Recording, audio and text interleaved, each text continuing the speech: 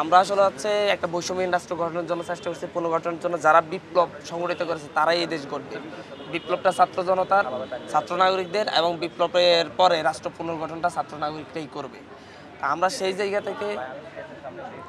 জায়গা থেকে চাচ্ছি ছাত্র নাগরিকরা কি চাচ্ছে আসলে, তারা রাষ্ট্রের পুনর্গঠনটা কীভাবে চাচ্ছে, কোন কোন অংশটা পুনর্গঠন চাচ্ছে, সেগুলো কথা বলে আমরা নোটগুলো নিয়ে এটা দিয়ে আমরা হচ্ছে একটা ঢাকায় একটা বড় সম্মেলন করে আমরা সেখানে হচ্ছে রাষ্ট্র গঠনের পুনর্গঠনের রূপরেখা আমরা প্রদান করব।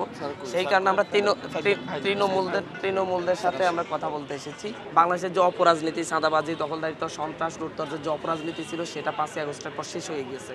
তারা যদি বাংলাদেশের রাজনীতি করতে চায় তাহলে সে আওয়ামী লীগ ফ্যাসিস্টের মতো সে অপরাজনীতি করলে চলবে না, নিজেদেরকে সংশোধন করতে হবে। আর এই বার্তা দেওয়ার জন্য আমরা হচ্ছে জেলায় জেলায় বড় করে সম্মেলন করবো, ছাত্র নাগরিক সম্মেলন।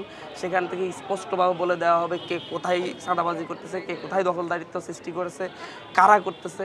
এগুলা যখন সেখানে ঘোষণা দিয়ে তাদের বিরুদ্ধে ব্যবস্থা নেওয়ার জন্য প্রশাসনের উপর চাপ প্রয়োগ করা হবে এবং অতি দ্রুত বাংলাদেশে একটা চাঁদাবাজ মুক্ত, দখলদার মুক্ত রাষ্ট্রে পরিণত হবে।